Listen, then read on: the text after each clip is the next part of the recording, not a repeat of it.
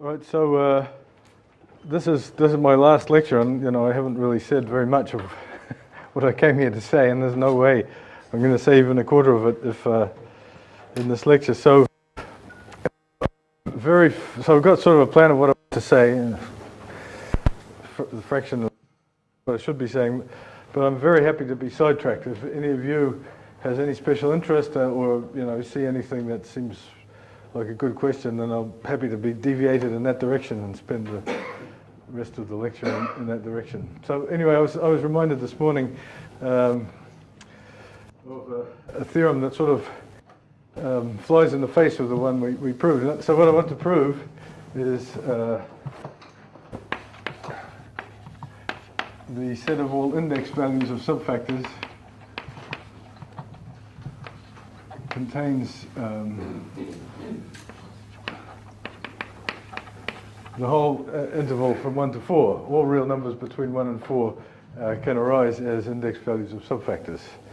So this might come as a surprise after the theorem that I announced in the first lecture. So I'll actually give you a quick proof of this theorem, and then you can see whether you prefer this one to the other one. So here's the idea. So certainly one belongs to the set of all index values. Okay? So subfactor has index 1, then it's the same as being the whole factor. All right, now the second thing is 4 belongs to the set of index values. We could say that you get this from groups, but I want to exhibit a simpler construction, which is we take m tensor 1 sitting inside m tensor 2 by 2 matrices. Okay, that's certainly a subfactor of index 4, right? I mean, if the index means anything, this certainly has index 4 because this is matrices x11, x12, x21, x22. And the index is supposed to count the number of copies of m of this one that you see in this one. Well, there's 4 copies. They're all physically orthogonal, so it has index 4.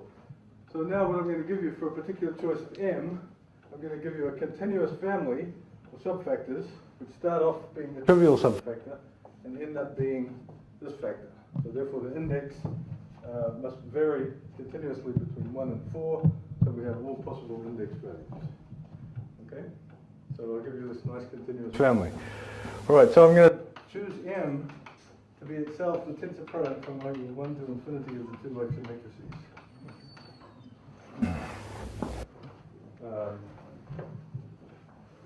And I'm going to think of this one here. I'm going to change points of view. Sorry about this. It's unnecessarily confusing. But I want to have this. So I'm going to equivalently think of n as being 1 tensor product from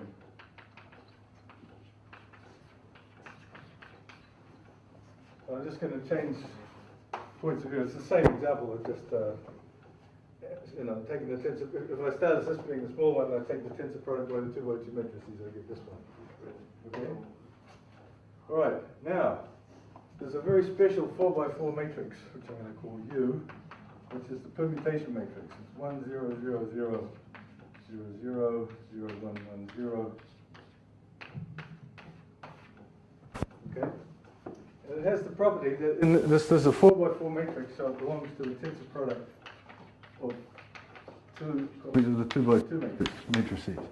And it has the property, so obviously it's actually the thing that flips the tensor product around, but if you conjugate by it, let me see. Yeah, no, that's all right. If you conjugate by it, it flips these two around. So add U of x tensor y equals y tensor x. Alright, so now what I'm going to do is, in this algebra here, I'm going to define a sequence of unitaries. I'm going to define a sequence of unitaries, and conjugation by them is going to tend to an endomorphism of this algebra. So I'm going to take U, what I'm going to call U1, will be equal to u tensor 1, tensor 1, tensor 1. Okay, so I've put, so this takes out, this is actually in the first two components of this guy here. And then, so it's not, and then u2, I'm going to define to be 1 tensor u, tensor 1, tensor 1, tensor 1, and so on. And similarly, u3 will be 1 tensor 1, tensor u. So this is very much in the spirit of R matrices, quantum groups, and so on. So a very natural thing to do. Then I'm going to look at add of u1, u2, u3 to un.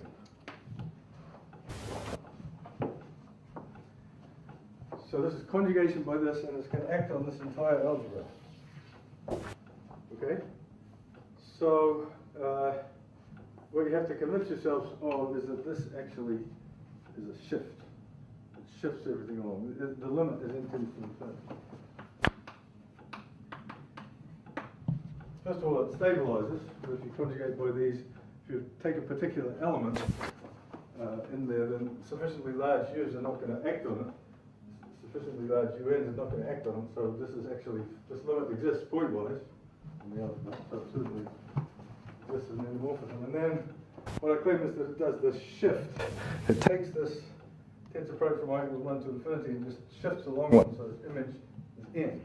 Now this is nothing but the same result as if you have, so let's do a slightly simple situation. If you have an infinite set of points here, indexed by the natural numbers, and you do the permutation that flips these two, the permutation that flips these two, permutation that flips those two, and you take the product of those, then all you're doing is just pushing this point to this one, this one, to this one. If you stop at any point, then the last point will go back to the beginning.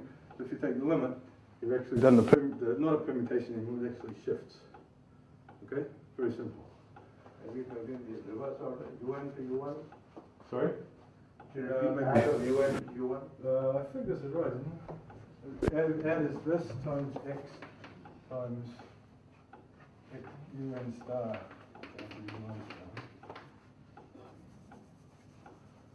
N of x. There's a battery. Okay.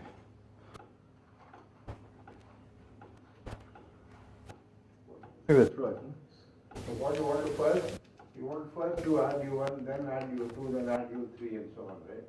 Yeah, but I can't. No, this is right. It's got to stabilize, and this one stabilizes.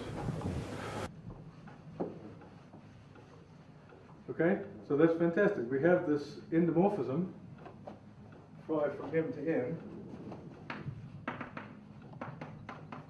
whose index, the index of the image, as we've seen, is 4. So we have one point whose index is 1, one point whose index is 4, and then we have this endomorphism. Well, what I claim is that the unitary group, what do we call the unitary group? M4 of, U4 of C is connected. So I can take a path which goes from one continuous path in U4 and ends up at this U that I've got. Right? And I'll call these, say, WT. Okay? Well, this game that I played with U and doing this product, I can do that for WT. So I can take WT, if I put it upstairs, I can just take add of WT1, WT2, WT3, WT4, and so on. The fact that that converges is just as true for W as for U. Okay? And what happens when T is 0? When T is 0, I've got 1, so I'm not doing anything, so the limit is the identity. So this image is the whole thing. So let's call this thing phi sub t of x equals the limit of this x, right? So phi sub 1, so the index of m in phi sub 1 m is 1, right? Because I didn't do anything. The index of m in phi sub, sorry, this is phi sub 0. supposed to start when W of 0 is equal to 1. T and W, T of 1 is equal to U. So phi sub 1 of n is equal to 4. So therefore, this family, the images, so M, phi sub T of M, is a nice continuously varying function going from 1 to 4. So therefore, all index values between 1 and 4 are attained. Okay. So there we have the theorem that I said at the beginning, that you only get these 4 cos squared pi over n, and something that completely contradicts it. So I guess I shouldn't let you choose which one is true, because one of them is true, one of them is false, and thank God this one is false.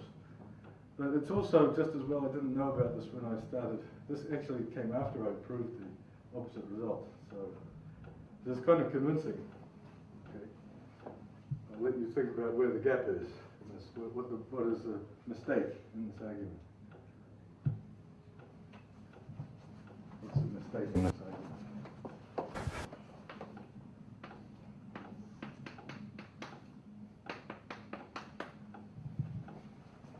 I mean, certainly, when I was very first attempts to answer this index question, I thought about, well, maybe you could get just like, I thought maybe you could do exactly this, and therefore it would be any number bigger than 1, but fortunately that failed. Well, fortunately I never saw this example.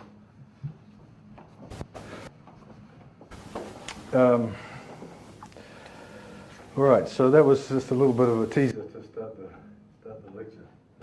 So who's got the answer? Sundar. If you want to composite of functions be continuous, they should both be continuous, right? Well, that's correct, yes. And one of them obviously isn't in the appropriate topology. But, it gives you a so the answer is the index is not continuous in the topology for which this family is continuous. But it's a very continuous family. It's sort of surprising. So you wonder about what kind of topology the index is continuous in. That's not entirely clear. Certainly not in the one for which this is continuous. So is it approximate? It's something like that in this topology. Yeah, it only jumps one way. Yeah. Actually, this example introduces a whole family, a whole different direction of research. You could vary this. You could take any unitary you like in the. You could replace 2 by n. You could take any unitary in the tensor product of the n by n matrices with itself, and do this game, and you get endomorphisms. And the question of what is the index of the image of that is an interesting one. As far as I know, this hasn't been studied in a long time. It was first studied by a student of mine, Peter Ackerman, who got some nice results. Maybe there's some people doing endomorphism with Kunz algebra have got more results since then in Rome. Maybe From here you can only say contains 1 to 4, not equals to. Contains, right. Because 1, 4 are there, so Right. it contains. Right. From here, this argument only gives you the... From here. Yeah. But let me remind you that this argument is false. Okay, this is not correct. Okay, so after that little comic but rather interesting interlude.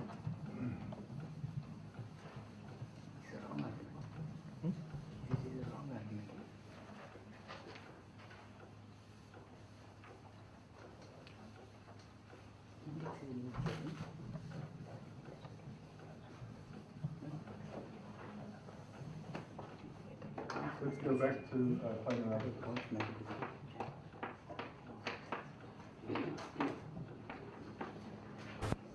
So, spent a lot of time, enough time yesterday telling you what a planar algebra was. So, the idea was that we had these things called planar tangles.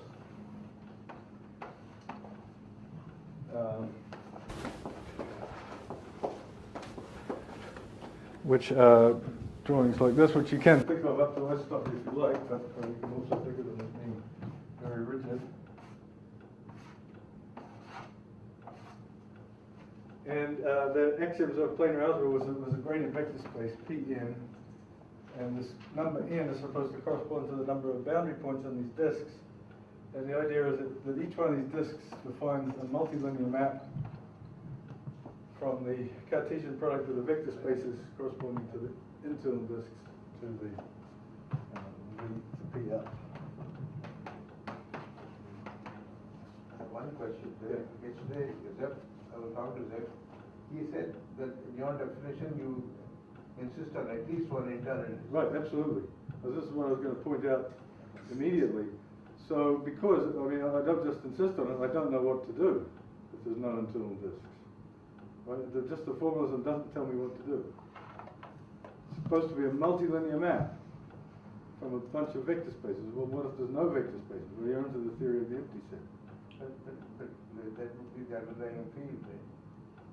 Not for multilinear. I mean, if it was tensor product, then the convention is it's the underlying field. Okay? But if you were happy with that always, then you're a very happy man, because if I'm worried, if I want to know what to do when there's nothing to work on, then I wouldn't be satisfied with that. Okay, that's a very important point, because one could go, the nearest structure to this planar algebra is that of operand. So just to resume what Sundar said, this axiom of planar algebra only applies if there are internal disks. If there's no internal disks, I'm not saying anything. So if I have a picture like this, it's not in the definition of planar algebra, it says nothing whatsoever about such a picture. Nothing. Unless you're not the convention about empty space problem. Sorry? Unless you have the convention. But even then, what does it mean? Well, it means that there's a linear map from The scalars to that P. scalars to that P to Pn. Right. Which So that then what about naturality with respect to the gluing? So you have to think quite carefully. But anyway, I want to point out that I really do want to have the planar algebra action saying nothing about things with no inputs. Okay, and there's good reasons for this. So I was led to this and the insistence on this fact by looking at the operand literature, which has been quite inspirational. Although I wouldn't say that it's produced any. This is the best insight that it's produced, what I'm going to tell you right now. So what are operands? Well, operands are sort of this kind of thing. They're sort of algebraic structures where you have, where you're supposed to take into account operations with lots of inputs into the operation. So the idea is that an operand is supposed to code some things like something like that, where you have an operation which I guess it's going down this way. You put in a whole lot of things here and you get something out at the bottom. So very similar to what we're doing here, but in the simplest case of operands, you're always allowed to put in. You're always allowed to compose. Here we're only allowed to glue the disks we were ridiculously strict about it, but ultimately we're only allowed to glue the disks if the number of boundary points is compatible when we're doing the gluing. Okay? But in operands you're always allowed to compose in the simplest version. So you find that the operand says if you have one of these and then you have other ones up here, then the gluing operation, the gluing axiom for operand says that if you have these things here, then you have another operation which takes many more inputs and then ends up giving you an output. So what they do is they have these sets Ci, and they have the basic underlying structure that need to work on is something that has a tensor product, and then they axiomatize this. Okay. Let me not go into it. It'll take too long. I might get it wrong. Anyway, this is all spelled out in my notes and my later in the planar algebra course, Vanderbilt, with the details. And,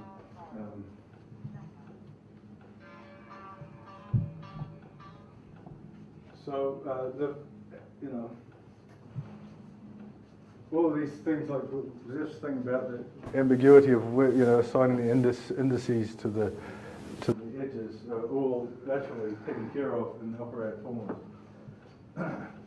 So, in particular, one can define different kinds of algebra, such as associative algebra, Lie algebra, and so on, as being, you have a certain operand, and the algebra is what's called an algebra over the operand, which means exactly the same as this operand acts on some vector space.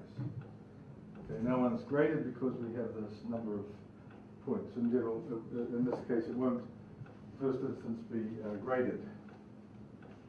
So, right, so in particular, associative algebras are algebras over the associative operand. So there's a certain one of these structures called the associative operand, and by definition, an associative algebra is an algebra over the operand. The operand language has exactly the same problem. What if there's no inputs? Things to the thing. There's nothing. What do you do? Well, you need an extra piece of structure, and that extra piece of structure ends up being, in the case of associative algebra, an identity. So in order to deal with things with no inputs, you need to have an identity. So unital algebra, unital associative algebra, an operand. You have these axioms saying, giving you the action of the operand, and then you have extra ones saying that there's a map basically from the scalars into the algebra when you translate through the formalism, which has the right properties. Okay, so what's the lesson for us? It says, whatever we do when we want to handle tangles with no input disks, that corresponds to the identity. So in other words, if I say I have a planar algebra and I tell you what to do with things with no input disks, that's the same as having a unital planar algebra with identity. And so that's the next axiom of planar algebra is a unital planar algebra.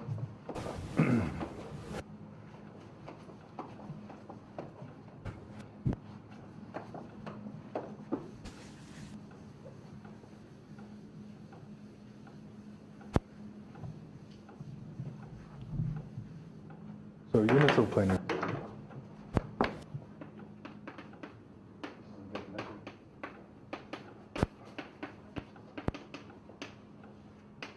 Is a PA together with maps of the scalars to the n in every tangle with no input disk.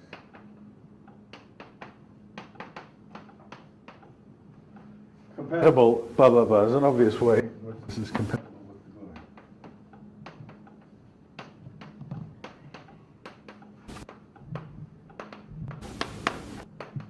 Because, you know, if you have a tangle with no input disks, you can glue that into something, get into a planar tangle, get another one, and so on. So there's two ways to do things. And there's an obvious compatibility, and you want that to be true.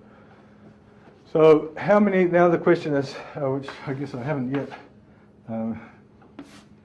approached, how many tangles are there with no input disks? Well, this is the famous Catalan numbers. Given n boundary points,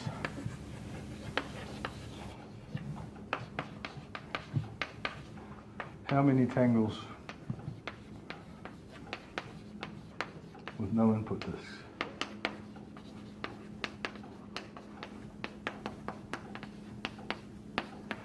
Well, what I just said was the Catalan number, so that's absolutely false, of course, because in fact there's an infinite number of such things. You can start putting, you can put, you know, some fairly arbitrary configuration of closed circles in there, and that's a tangle with no input disks. So in fact, but you can cut that down to size of it by insisting that it be connected. This may, you know, this theory of what's going on, if there are these input disks, has not really been completed because most of the interest is focused on the case where, for one reason or another, you can just get rid of these input disks. So we get the result that the number of such tangles connected, we add the word connected to them, and by connected I mean simply that there are no closed strings, then we get the answer to this, which is very easy to calculate. It's 0 if n is odd, and it's 1 over n plus 1, 2n choose n. N is even. So these are the famous Catalan numbers.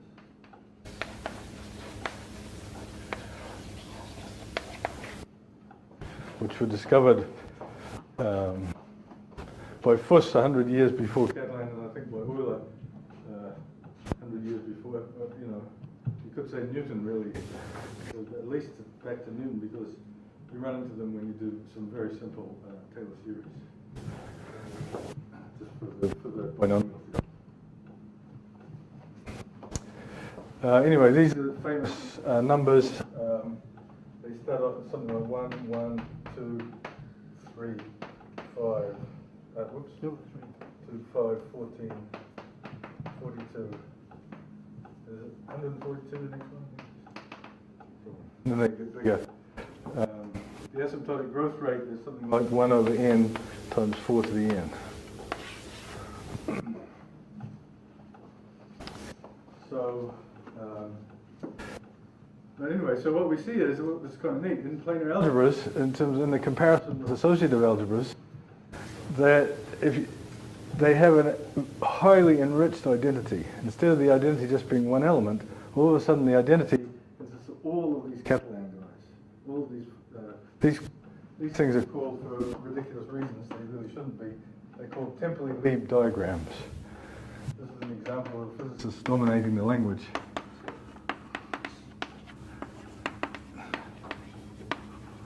Temperley and Lieb had absolutely nothing to do with them. They should be credited in this context to Lou Kaufman.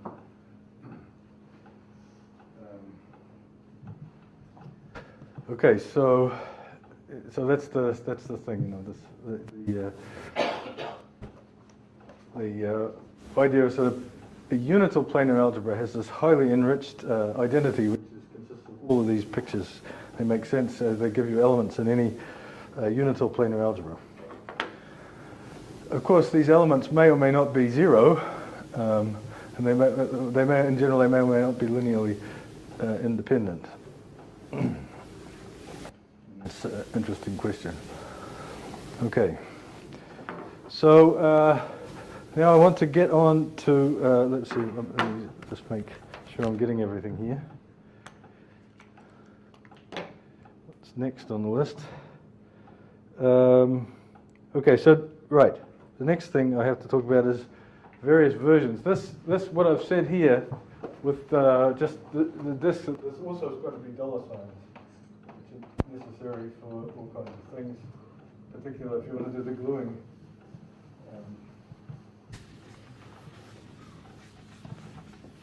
When the things are defined up to isotopy, you certainly need these dollar signs. Actually, some more thought needs to go into the fact that it's well defined without dollar signs with my gluing. I haven't got to the bottom of that yet. Maybe something interesting to say.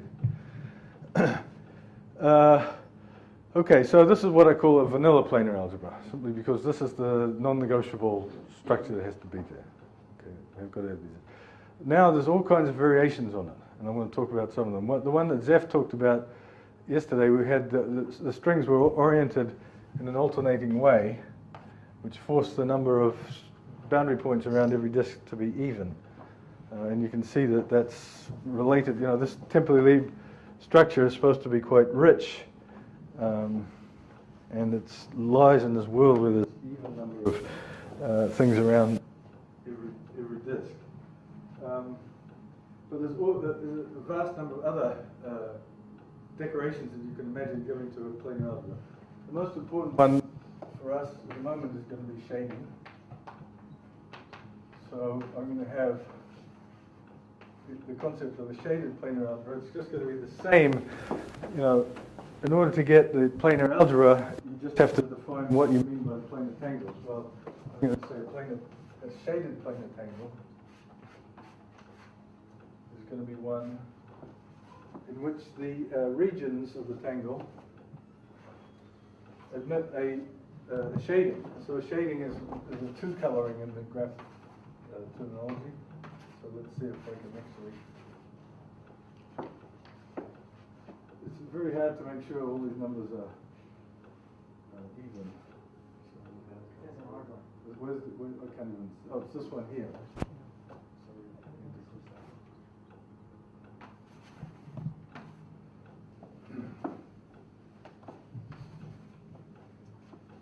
So the difficulty in doing this has led me to the statement that was probability 1, a random integer is odd. At least very high probability. So there's an example of a shaded algebra. Now you'll notice that we also need the dollar signs, right? Even if you don't need them for gluing, you need them to make sense of this. So so you can see that there's two possibilities. The dollar signs, they're sitting on these intervals of the boundary, and you'll see that in the shaded case, they can either go in shaded regions or unshaded regions. So therefore the disks into which we're inputting things are also going to have two kinds. Those where the dollar is in the shaded region, and those where the dollar is in the unshaded region. Right? So this means that you have to add to the P, we have PNs for vanilla planar algebra, because it just depends on the number of boundary points. You have to add a plus or minus, or something mod 2, to take account of the fact that this dollar sign may go in the shaded or the unshaded regions. Okay? That's a fairly innocent addition. Basically, it doesn't change very much. These Pn plus and Pn minus are sort of canonically identified with each other, so it's sort of they're how can I say, redundant, very redundant data, but it makes the whole presentation much more symmetric and aesthetically satisfying. You can see the necessity of it right here. You could get away with not having these by saying that the dollar signs have to go in the shaded or the unshaded regions only, but that's anyway. I should add that a lot of these things started out differently, but with great reluctance I was forced to change the definitions. So that's a shaded planar algebra. Shaded planar algebras can be unital or not.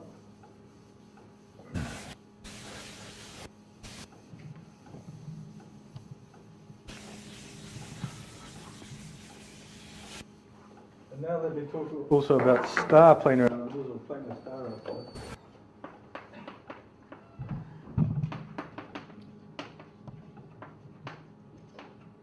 And I've never been quite sure whether they should be called star planar algebras or planar star algebras. But so, in the vanilla case, so there's this philosophy that all I have to do is do the vanilla case and you can guess what happens in the other cases. So in the vanilla case, we require that each PN has a conjugate linear involution.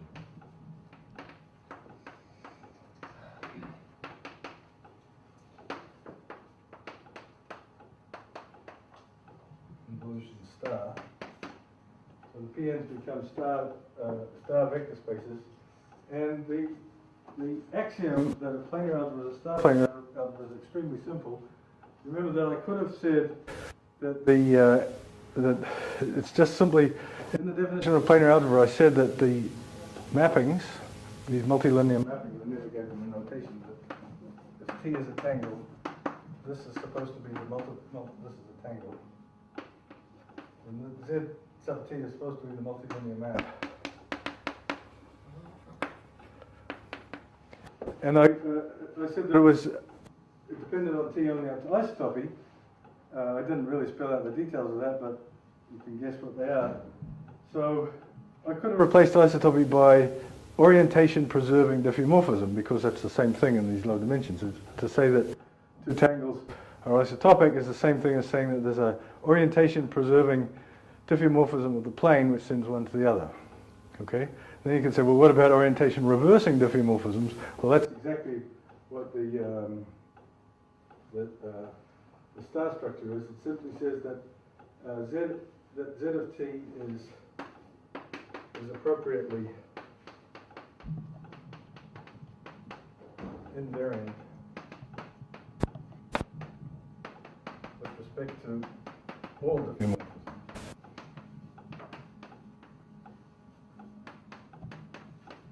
So if I have any diffeomorphism and I take a planar tangle, I can apply that diffeomorphism to it, I get another planar tangle, and then I can stick into the internal discs of that planar tangle, I can stick in things. And then the thing is, there's only one way to write down something that makes sense with complex conjugation and the bars and so on. And that is the definition of the algebra, of a star planar algebra. Okay? So that works beautifully in this case. If I take this and I apply an orientation reversing diffeomorphism, I get another tangle. The dollars are sent somewhere, and the shaded regions are sent somewhere, and the definition just works in the same way. Okay, so that's what a star planar algebra is. Planar star algebra. So I've had this decoration, I have the shading, and by the way, the shading, of course, is the same thing as what Jeff was talking about yesterday, where we alternate these orientations. Because if you have the shading, you can think of these as regions of the plane, and orient the boundary according to the induced orientation. So the shading is always on the left, say, as you go around. So it's the same thing.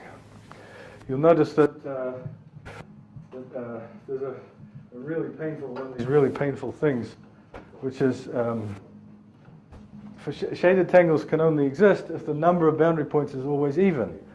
So it's tempting to divide that number of boundary points by 2. Now that's not quite compatible with what we were doing in vanilla tangles. We had okay. I like this so much dividing by 2 that I would almost be tempted to say that, you know, in the vanilla case you should divide by 2 also. So you'd have half, you know, you'd have P1 half and P1 and P3 halves and so on, which fits in nicely with spin and what the physicists do. But, you know, that's not likely to fly. So we have to live, unfortunately, with this ambiguity of what n means. So what n means when I'm talking about a shaded tangle is half of the number of boundary points. And if I'm talking about a vanilla tangle, it means exactly the number of boundary points. Okay? That's just the nastiness that one will have to live with.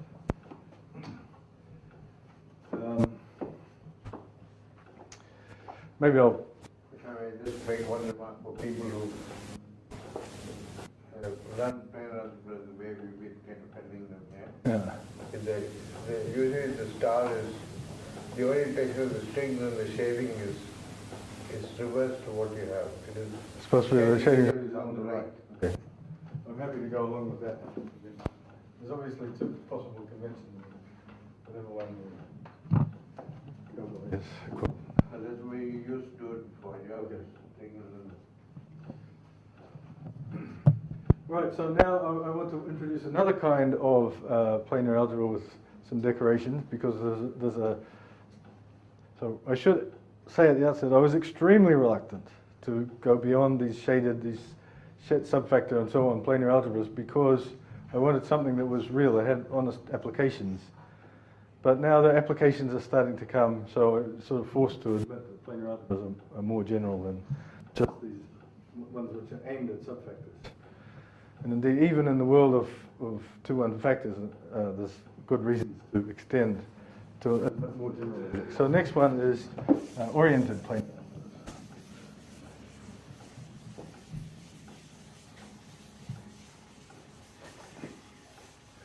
And then you can start, once you've got into the swing of things for adding extra structure, adding decorations, you can go wild. You can say, well, why not put arbitrary labels on the strings, put arbitrary labels in the regions, and so on. Okay, well, I guess I have to admit that those are all lead to structures which have a right to be called planar algebras. But, you know, as a great believer in Occam's razor, I'm only going to really study them if they have some, if they correspond to some object which I like, or which has some guts to it. So the next thing is oriented. PAs, and here we're going to go back to the vanilla situation. We're going to have no particular reason to have even numbers of strings, but what we're going to do now is we're going to orient the strings completely arbitrarily.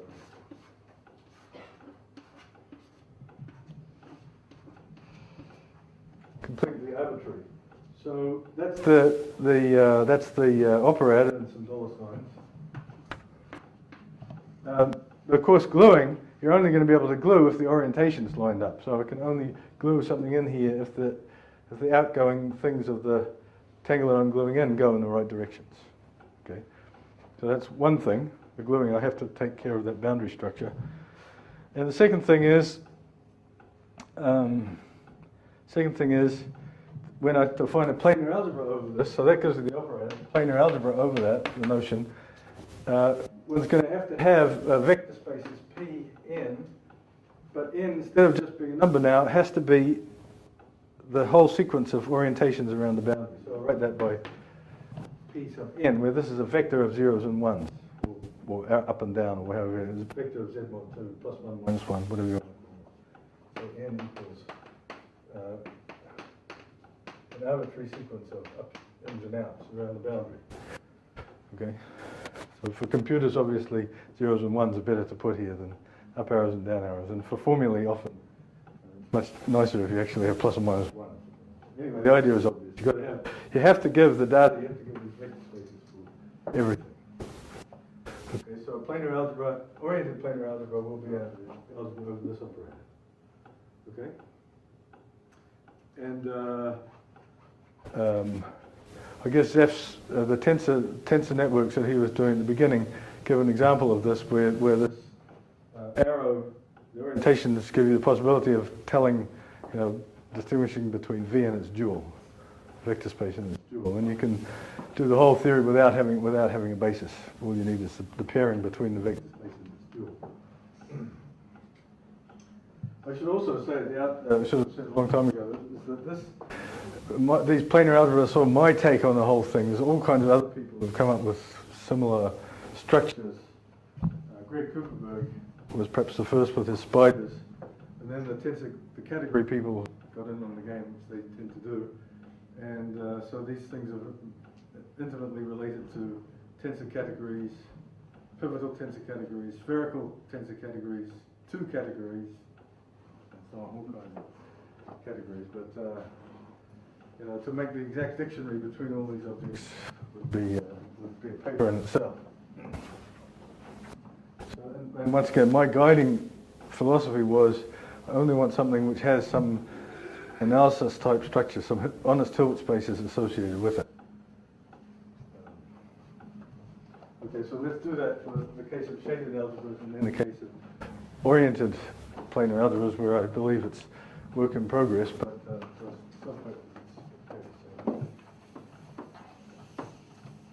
so I'm going to define, I guess Zef did it yesterday, but I'll have to do it again, a subfactor planar algebra.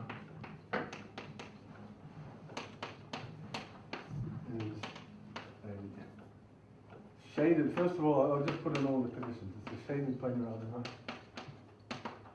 It's a unital shaded planar algebra.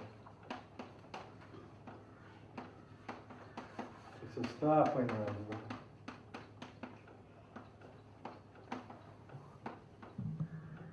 It's the dimension of P0 plus or minus is 1. And the dimension of Pn is less than infinity, n plus or minus for n. Okay, so these are just fairly easy conditions that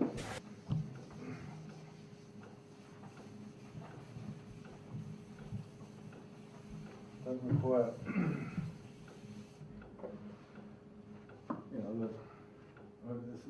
I'm not allowed to assume these things.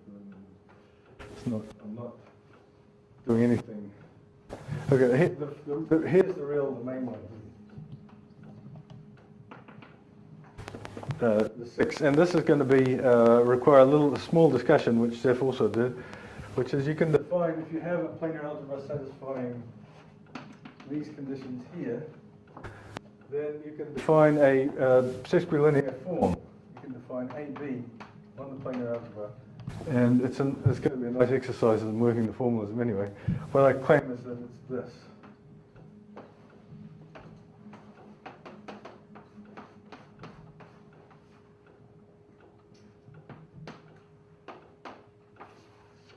the outside boundary in there as well. And maybe some shading.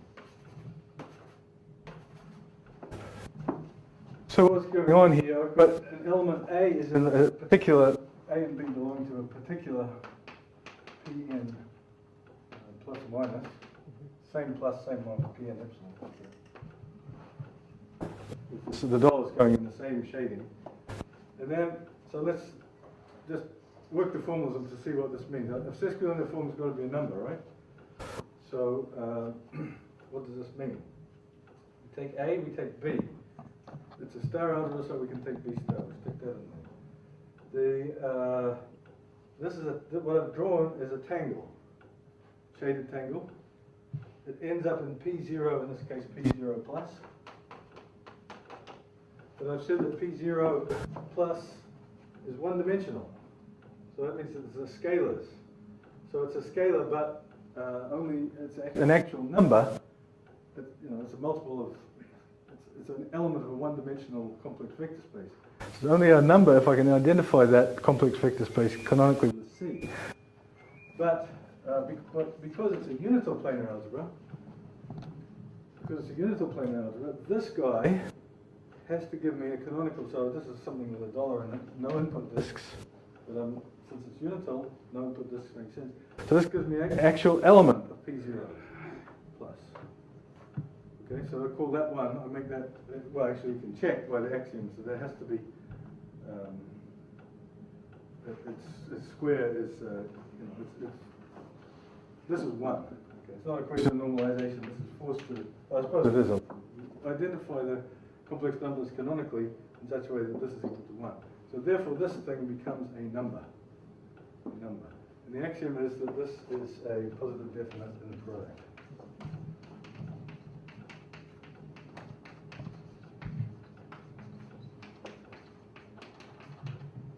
And then there's a seventh axiom which you may or may not want to. Spherical invariance. Let's just not go into that. It doesn't really matter very much for the story. So these are the axioms of a subfactor planar algebra. Okay. And there's a theorem, which is basically due to Popper, which says that given a subfactor PA,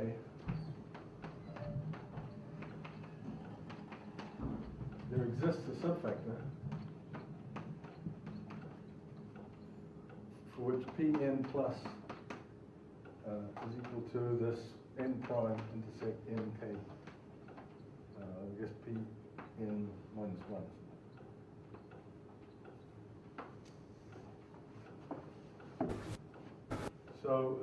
So there's basically two facts here. I guess I never said one of them. Maybe I didn't say I meant to say it. These invariants, this standard invariant, these higher relative commutatives, whatever on the centralized level, they form a planar algebra, subfactor planar algebra. And the converse is true. Given a subfactor planar algebra, there exists a subfactor n contained in the n, having this as its standard invariant. Okay. So this is a wonderful theorem, and this is, for me, is the justification for the existence of these planar algebras, because there's a theorem that says it's pretty much the same thing as a subfactor. And that the subfactor is life itself, so therefore it's okay.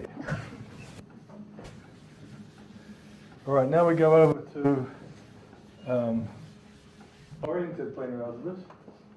So this is a theorem that doesn't really, strictly speaking, exist. I'm working on it with Noah Snyder, but we've been working on it with 3 years without ever doing anything except agree that it's true.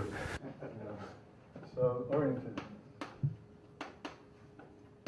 PA. So I'm going to say a bimodule or a correspondence, let's say correspondence planar algebra is, and I'll take these definitions over here. First of all, it's an oriented planar algebra, and second, it's unital. So that means that these temporally leaf diagrams make sense when they're oriented. Okay, given the temporally leaf diagram, there's going to be lots of ways in which it can be oriented, right? You can things arbitrarily. And each one of these is going to define an element of this planar algebra. Now the dimension, this is an interesting remark, maybe I'll just keep going and say something about that.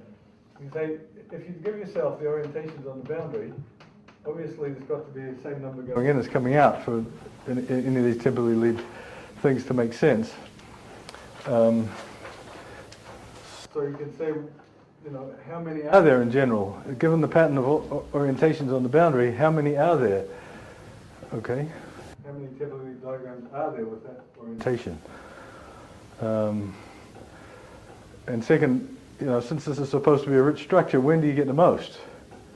Okay, so well, one thing is obvious is if the orientations are all up on one side and all down or going in on the other side, then there's only one way to do it. So it can be very small, depending on the boundary. On the other hand, if the boundaries alternate in orientation, then any typically lead diagram can be stuck in, and you get the Catalan number there. So this is just as obviously the maximum. So the most you can get is this Catalan. So this is some kind of moral justification for why the shaded case is so interesting.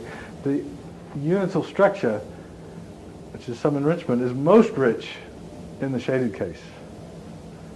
It's when you're going to get the most bang for the buck out of the unital structure. So that's some kind of side remark, philosophical remark.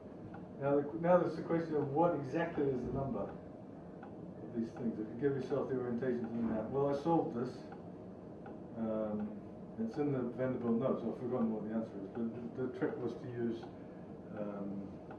sort of Wojcicki type stuff. There's an explicit answer. It's the number of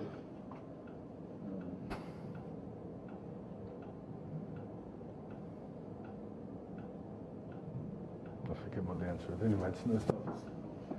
He can probably do it in his head.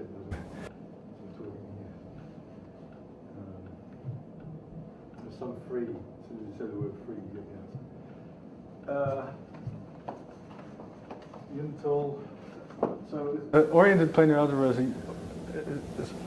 correspondence planar algebra. Oriented unital star PA. Well, maybe I should say there's one nasty piece which I haven't yet made my peace with, and Zeph said it yesterday because he had to, but if you take oriented planar algebras and you do this, you apply an orientation reversing diffeomorphism, you have to also reverse the direction of the arrow. It's the image of the orientation under the diffeomorphism, but then you have to, I think. I mean, it's one of these things where orientation is reversed to the plane, so induced and so on. Anyway, you have to be careful a little bit with what you do with the orientation of the algebra. It's probably canonical, the right thing to do if you say everything absolutely correctly in terms of orientations. For the dimension of P0 is equal to 1, there's no P0 plus or minus. 0 is a vector, no orientation to worry about. 5, dimension Pn is less than infinity for all vectors n. And 6, AB is positive.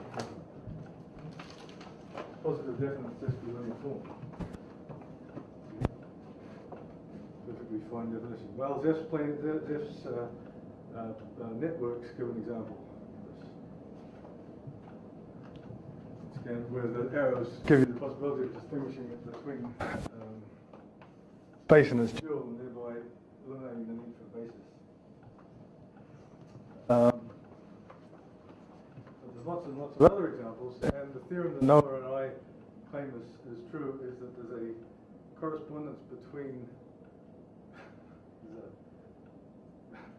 correspondence is a bad word, isn't it? Map between correspondences. There's a correspondence between correspondences and these this kind or these oriented correspondence planar algebras. Theorem what is proved.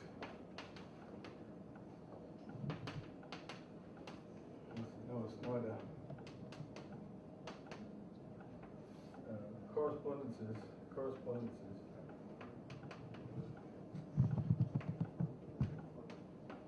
to correspondence.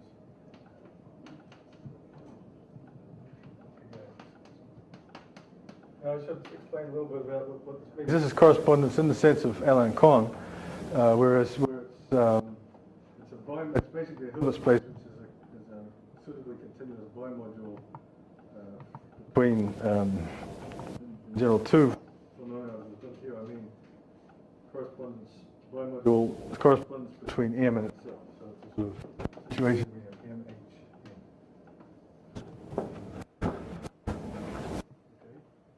This arrow going between them you can't expect it to be one-to-one or faithful or anything like that, just because it's not true even in the subfactor case. Right? What you have to say, what's M, and it's not going to, the planar algebra is not going to capture everything about M. In general, it's going to be amenability questions, finite depth, and so on and so forth. But there should be such a theorem, and the invariance of a correspondence that you're going to pick up by what this planar algebra is going to do is going to be exactly, you're going to take this correspondence V, which we call V, and you're going to look at V, tensor V bar, tensor V, tensor V, and so on. This is the dual correspondence. And the vector spaces Pn are going to simply be the, I guess it's the Hom from this to the trivial one, to M itself, L2 of M.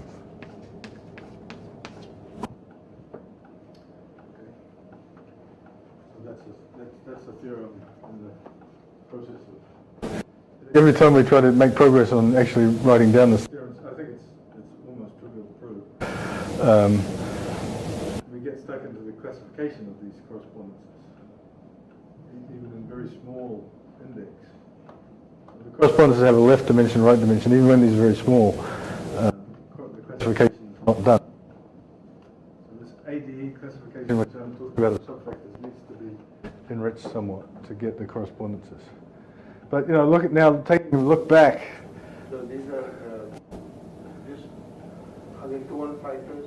Yeah, staying in the 2 and world. And you want finite dimension both ways, right? Yeah.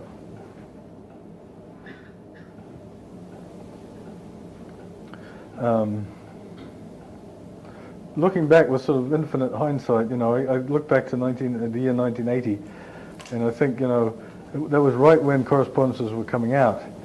And my original ideas on the index actually could immediately be translated into things about these left and right dimensions of correspondences. And I could well have gone in this direction at that stage. It's sort of an accident of history that I was more interested in the subfactors than correspondences. So it could have been that this was a fiendish undertaking, because the theorem that realized planar algebras was this theorem of Popper's, where he had this lambda lattice and he did this construction that he added some auxiliary continuous non-atomic polynomial algebra, and then he did some amalgamated free product and so on, and did some complicated, mysterious computations, and he got this result out. I was never very happy with that construction, and I'd say in some sense I never fully understood it, even though I went through it in my seminar 3 or 4 times, I'm sure. Zeph will probably remember. He may have been forced to give one of the talks on this thing. But a few years ago, for me, a very revelatory thing happened, and that was I managed to get another proof of Popper's result, coming out of some work that was going in a completely different direction with Alice Guillaumet. And Sunda and Vijay have played a big part in the development of this work. So I'd like to tell you a little bit about this, and it makes the one direction of this correspondence thing rather easy to prove, at least as soon as one can sit down and write out the details. In fact, it's easier than the subfactor one in a way that you'll see. So we want to show that to every correspondence PA there is a correspondence.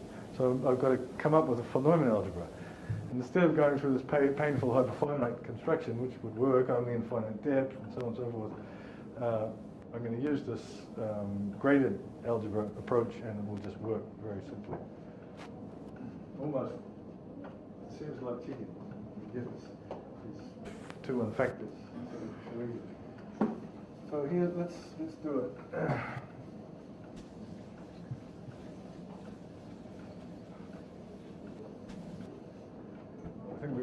o'clock now, so let's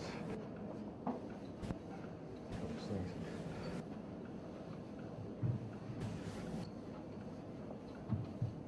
And I'm going to make a couple of philosophical remarks that I hope one day will inspire someone to solve all the mathematics problems. So I haven't gone into it, and it's not fair that I haven't gone into it. So I have to, you know, a planar algebra. When you see it for the first time, I've said that there's every time you have one of these planar tangles, there's an operation. Okay, so we're thinking of it as an algebraic structure with many, many, many operations. But I've just been drawing these ad hoc tangles every time, so you might think that these operations are just, there's a few of them and they're not very, they're kind of arbitrary. That's not at all the case. A planar algebra, these planar tangles, the set of planar tangles contains all kinds of beautiful ones. And in the interest of time, I'm just going to give you one planar tangle which makes one algebra structure. But in fact, looking at all these planar tangles, I haven't, every time I think, well, that's all of the algebra. So what this is associative algebra structures. I think that's it, I've got the whole list, there's no more. And then a month later I'll say, oh look, there's another one, so on. And there's even in this very simple one, there's an open problem of classifying all of the ways of doing it, which give you associative algebra structures. So let's say a graded algebra structure.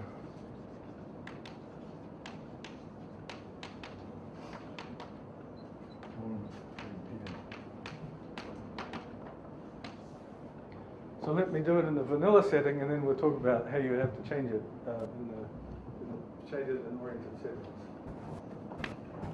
So Pn, we're going to think of this as a graded vector space.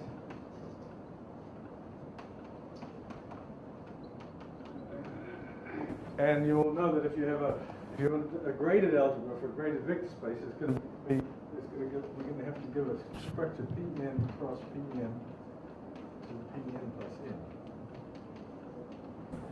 So this is an n graded, n union 0 graded vector space. So we've got to give this kind of operation in a way that's multilinear and associative. The definition of graded planar algebra is also going to be unital. So let's suppose we have a unital vanilla planar algebra.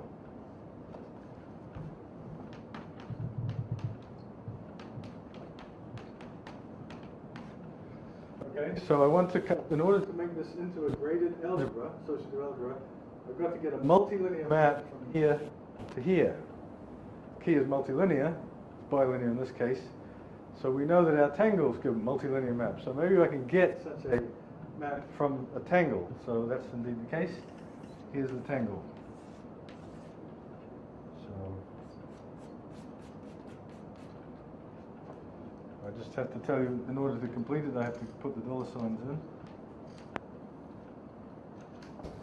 There it is. There's a tangle. Now we go back to the axioms of planar algebra. What do they say? They say that every tangle gives a multilinear map from the Cartesian product of the vector spaces corresponding to the internal disks to the output disk. So if this is n, in this case I've done n equals 3 and m equals 6. And I've ended up in this tangle by the axioms of planar algebra gives a bilinear map from P3 across P6 to P9. And replacing 3, 6, and 9 by n and m, we get the right thing. So these tangles, with 3 and 6 replaced by n and m, give you a graded algebra structure on any vanilla planar algebra.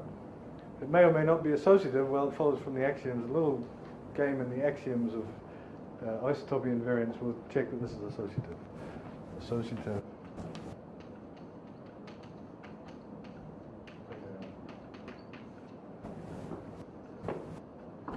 Okay. That's right, an associative gradient. In fact, if you take the star, then it becomes a star algebra in the obvious way. Okay, any questions about that? And just about each PN is unital, right? No. Your PNs are not unital, right? The planar algebra is unital as planar algebra. Planar algebra. Okay, so there's no compatibility between the unit and the multiplication. So the unital structure is very simple. I don't really need the full unital structure on the planar algebra, but this element here, right, according to our axioms of unitality, that represents an element of the planar algebra. Well, it's obvious that that's an identity for the graded algebra structure. So it's unital associative.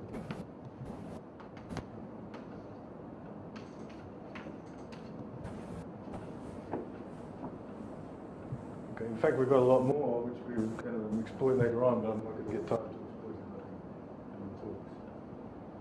Okay, so now I should say that I thought about this structure on the planar algebra from the very earliest days of planar algebras, and I even have a little notebook somewhere with some interesting notes on it, which I'm trying to find because I believe there's a third construction that we have to unearth.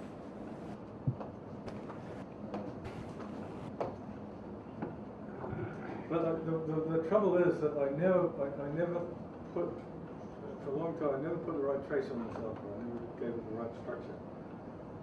And what happened was eventually, I spent Alice Guillaume spent a year at Berkeley, and we talked a lot, and without total mutual miscomprehension, but eventually, something came out of it. So. The key is the following. The key is to understand what this associative algebra is in the particular case of Zeff's network algebra. That's a vanilla planar algebra. So let's go to Zeff's situation where we're putting indices on all this strings. Okay, and let's suppose that the index set contains two elements. So instead of I and 1, so we take x and y. So if you like x and y as a basis for the underlying vector space. Okay, then what is an element of the planar, basis element of the planar algebra is simply an x, assignment of x or y to each of these strings, x, y, z. Sorry, it's only x and y. X, y, x, y, y, x, y. And what's the multiplication? Well, it's nothing but, the product of these two is the element x, y, x, x, x, x, y, y, y, and so on. So in other words, we can think of this as a very familiar actual multiplication. In this case, we're taking a word on x and y, and another word on x and y, and simply writing one after the other. So this means that in this case, the special case of Zeff's planar algebra, the networks, tensor networks, this planar algebra is nothing but the algebra of non-commutative polynomials in a certain number of variables, where the number of variables is the number of indices in the spin network. So there's a very important example, e.g., in the case of spin network, of tensor networks, we obtain the algebra of non-commutative polynomials in, let's say, k variables. Where once again, k is the dimension, the underlying vector space of the tensor network.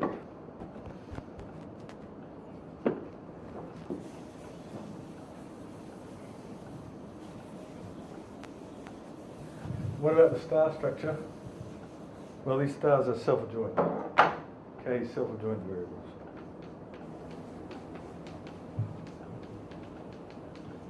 So the adjoint of a word is just read the word backwards. Okay, now, so if you like, these graded algebras are simply a family of generalizations of this non-commutative polynomial algebra. The sort of polynomials in things that aren't really variables, they're sort of planar algebra fuzziness. But in this particular case, this particular planar algebra, that's exactly what they are. Okay, now, what happened was that Alice and I, there was been this work of Mingo and Spiker and other people and so on. In fact, eventually it was clear it got traced right back to physicist Tufte, where they were drawing pictures in these random matrix theory The pictures were like the planar algebra pictures, not just like them, identical in every respect. I had trouble convincing them that this the right way because it's a dual picture and so on. But, you know, eventually they ended up drawing their pictures so they're exactly the same as the ones in planar algebra. So there was some mystery as to what the connection was, and that's what we were really trying to solve. So we were really after was to get this connection. So is there some connection, some kind of random matrix models for planar algebras? And that's ultimately what we got with Dima, Sliaktenko, and the bonus was that we got these random matrix models where the number of random matrices was actually non-integer. So something of a certain amount of interest to the physicists. But of course, not just, you know, pie in the sky, but serious. These are genuine Hilbert space random and, you know, real limits of honest random matrices. Okay, so the lesson for this was because of random matrices and because of Voiculescu's work on interpreting the large n limit of Gaussian of the GUE random matrices, what Voiculescu came up with was a trace of this algebra. And this was the ingredient that had been missing for many years. Can you make a remark? Sorry? Can you make a remark? The case of random matrices, there are actually discussions connecting up correlation functions with random matrices to some free entropy of the Voiculescu, which you mentioned. Sure. There exists some already some literature. Yeah, absolutely. That's part of the game. But what we're doing is, that's, you know, all of that is the special case of the tensor network planar algebra. What we have done is generalize that, so all of these results that people have done on entropy and so on can be now potentially generalized to these more general graded algebras coming from planar algebras. Can you also frame this lens? Sorry? You put an arrow, you put an orientation. Can you also put a frame? Let's not get into that. Yes, but I don't want to. I have Okay. 8 minutes to finish my series of lectures. So there's a trace on this algebra, a trace. And the trace was something that one would never have thought of, I don't think, without going through this random matrix thing. And that was the following. It's a very simple trace. It uses the unital structure now in a big way and introduces another ingredient into this sort of operatic thing which I don't really know, which I'm searching for an understanding of. And that's the following. So I on the graded algebra. And here it is, the trace of x. So x is in the graded algebra, so it suffices to define it on any graded piece, so we can suppose that x is in Pn, and I'm simply going to define this to be x. I'm going to take x, I'm going to put it in a box with a certain number of boundary points, and I'm going to take the sum of all Temperley-Leib diagrams of the ways of putting that. So this is an example of an element that I'm taking the sum over. So I'm tying these points on the boundary up in all possible planar fashions, Temperley-Leib diagrams.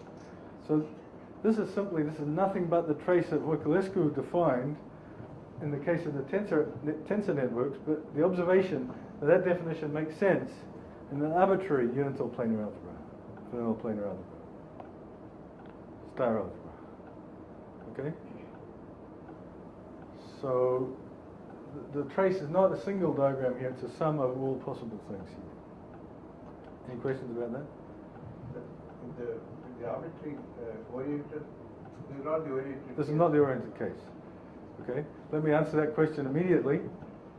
Do the oriented case. So we go back here, and instead of starting with a vanilla planar algebra, we start off with an oriented planar algebra.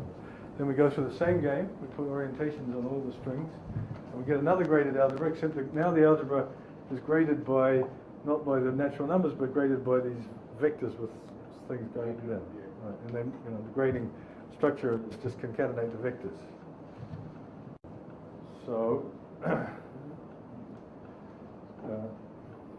Now, so this gives a trace on the thing, and it will give a trace also in the oriented case. So what Voiculescu proved in the case of the tensor networks, this thing about random, and it follows from, because it's random matrices, is that this trace is a trace, so trace of xy equals trace of yx, and also that it's positive definite.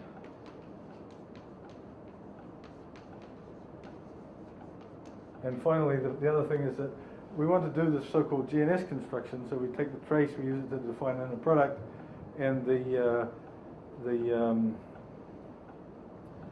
then we take left multiplication operators. They have to be bounded. There's this technical boundedness condition coming from the operators. Anyway, he also proved that is satisfied. And now what we were able to do was prove all of these three things for general planar algebra with suitable positivity. Okay, and that will be true, just as true, if there's orientations or not. Okay, but there's a technical nightmare which goes in right at the start, which is that this inner product, so the new inner product we get, is not the same one that I talked about before. So what's the inner product between x and y in this Voiculescu inner product? Well, we take x, we take y, take the star of y, and in the old situation, these two would be orthogonal unless the number of points on the boundary was the same, and then we just connect them up with the dollar signs. But in the Voiculescu inner product, we take all possible temporally lead pairings here. We get a number in that way. So it's not at all obvious that this is positive definite, nor is it obvious how on earth you're going to work with it, because this is an element with 4 strings, and this is an element with 6 strings, and they're not orthogonal. There's going to be lots of ways of doing that. So we got around that initially by using this, what was in the Voiculescu case would have been Fock space. We had a generalization of this Fock space to an arbitrary planar algebra, and we did this. We managed to do some kind of orthogonalization, but independently, Sundar and Vijay and us, namely Kevin Walker, especially myself and Dima, saw that there was a way, a very natural way, which is a sort of non-commutative Chebyshev polynomials, to actually orthogonalize this whole picture. So, in other words, you could do a linear transformation which took this graded vector space with this inner product and naturally map it into the graded vector space with another inner product. And in fact, not the right, but the inner product that we're used to of the planar algebra, which the PNs are all orthogonal, and you just link them up in a certain way. And it was that orthogonalization that was the key to simplifying this dramatically. And that orthogonalization, of course, works in the oriented case in exactly the same way, except that the things will, if the orientation is done, if you have, say, all these 4 going out and all these, things are a bit more orthogonal even in the Voiculescu inner product than the oriented case. The key to the proof of getting a 2-1 factor and so on, the key was to study this element here, which is called cup. And the key lemma was that this cup generates a maximal abelian subalgebra. So no algebra generated by this is maximal abelian. Now Vijay and Sundar didn't do it this way. They had a more direct somehow way of calculating. They did some more detailed computations. But to show that this is a massa is some very simple argument because by using Hilbert-Schmidt operators. So, and once this is a massa, then the fact that it's a factor is not so hard because you have to, anything that's in the center has to commute with this guy, therefore it's got to be in the algebra generated by that. So you've just got to come up with something that doesn't commute with it. And the thing that we came up with was double cut. Okay, which is this guy. And then there was a slightly more painful computation to show that there's nothing in the massa that commutes with that. Okay, in the oriented case, it's easier. It's even easier because there's 2 cups. There's a cup oriented this way and the cup oriented that way. Same analysis, this is the part where I haven't really written down the details, but every time I start I convince myself it works. The same analysis shows that they both generate masses, and they obviously, you don't even need to introduce double cut, because nothing in this algebra here can possibly commute with the things in that algebra there. So that, and then once you've got that, then the correspondences are easy to define. You just define the Hilbert space. You have the correspondence given by,